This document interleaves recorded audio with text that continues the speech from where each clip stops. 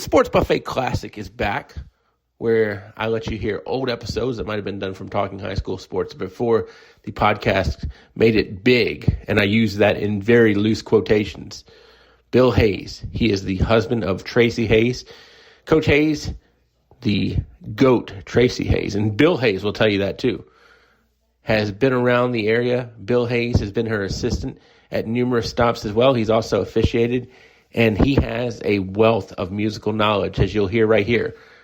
Classic Sports Buffet, one-on-one with Bob Alvis, back in time on the Sports Buffet podcast. The first one-on-one with Bob Alvis of 2011 brings in Bill Hayes, assistant coach, former referee, sometimes still referee, so this should be fun. These are 11 questions that you probably never heard anywhere. Are you ready?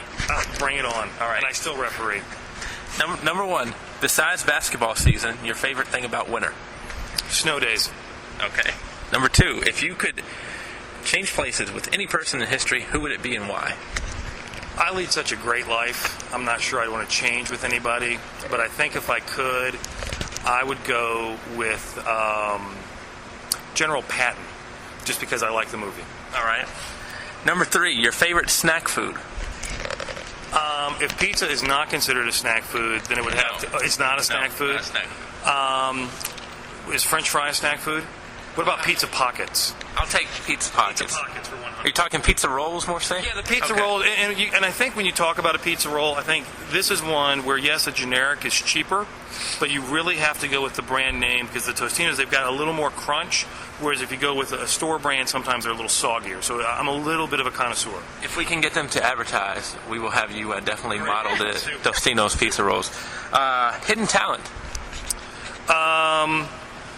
Well, since I am so famous, I'm not sure much is hidden about me, much like Tom Cruise. I am a writer. I used to play the violin, and I would say karaoke would be my hidden talent. We have no theme music on the Sports Buffet podcast yet. Could you break out the old violin and give us a... It's currently the world's smallest violin. However, I do a mean Barry Manilow and a mean Tom Jones karaoke. I've won money and prizes doing karaoke. All right. Well, maybe if we do the karaoke contest, we'll call you. Favorite TV show of all time with one of the central characters as an animal? Wow, that's one I've never... Favorite TV show with its main character as an animal? A lot of people are going to say Lassie. I'm going to go with the Amazing Dobermans, the mini-series run by the Disney Channel, Disney in the late 70s, early 80s. All right. We'll go with that. I didn't see it, but anyway, that doesn't mean anything. If we had the Bill Hayes story, what actor would play you? You can't. People say I look a lot like Bob Incredible, but since he's animated, I'm not really sure you could do that. If I do a small soldiers thing, part animation, part real. Small soldiers. Also, I think if I put on another 100 pounds, Drew Carey would be a good fit for me as well. So either Bob Incredible or Drew Carey. With the way Drew Carey's losing, he might beat you pretty soon. Good point. I know Tom Cruise has called me several times, but I just don't return his calls because he's just not macho enough. Can you hold the little stick mic and say, what do you bet on the washer dryer? I can do that. Least favorite breakfast food? Anything healthy. Okay. Can you be more specific? I lived overseas for a while, and for some reason, raw fish in the morning is a big thing over there. Yeah, not so much. Yeah, we haven't brought that to the States yet, have we? And that's a good thing. That's a very good thing. Favorite all-time musical group? If you went alphabetical, obviously ABBA would be up there. But I would say, since I've seen Metallica in concert 6 times, but I'm also a big U2 fan. So I'd put Metallica, U2, and then maybe Rush, kind of a three-way tie. Oh, wait a minute. The question actually says A to Z, so we need the whole alphabet. Yeah, the whole alphabet. I can do that. So obviously ABBA would start, ZZ Top would be at the end. Metallica would beat out Men at Work. The Police takes over from the Pussycat Dolls on the P. Blue Oyster Cult with B. The Cure with C. I think a lot of people with D would go Dexy's Midnight Runners, but I'm going to go Depeche Mode. I was kidding, but I'm going to let you keep going. E, obviously, ELO would be the first one, but I think Enigma would be second. F, obviously, Frankie Goes to Hollywood. G, the Go-Go's, a lot of people look at. I think for the 80s, they're good. H, I really got nothing for H. J, the J Giles Band, obviously. K, the Kinks, My Sharona. This is an educational show. We skipped I. Oh, we did skip I? Well, In Excess. The guy killed himself, so I think that's probably why he skipped it. It's still in the morning.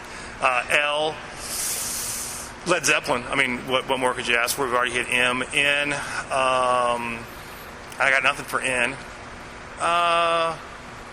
Can I go back to H? We left out Hootie and the Blowfish. You know, Hootie and the Blowfish is good. I like Hootie and the Blowfish because I think their first album, I mean, like you look at a Hootie and the Blowfish album, their first was like one of the best albums. Like Pearl Jam 10 was like a great album, and then they just kind of went downhill after that. Are you going to leave N blank as opposed to putting NSYNC in there? Since they're no longer together, I think with N, 9 Inch Nails, I think is a good one. Beating out New Kids on the Block just slightly? I think because if there were a fight, New Kids on the Block and 9 Inch Nails, I'm going to go with Kurt Reznor. I think he could really take them. OMD, Orchestral Maneuvers in the Dark, I think another 80s.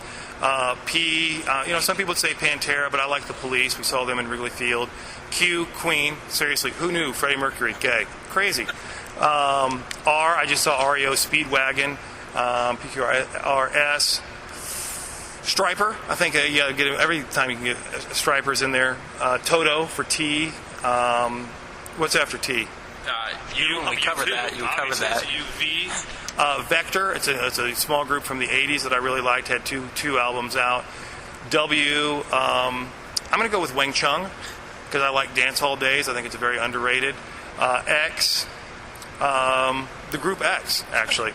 Y, yes, I enjoy. And then Z, we've talked about ZZ Top.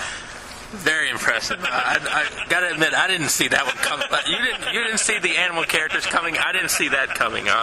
Number 9, one place you would like to go before you die. Wow, I've had a chance to travel all over the world. I think the 2 countries I'd like to go to, and one is actually a continent.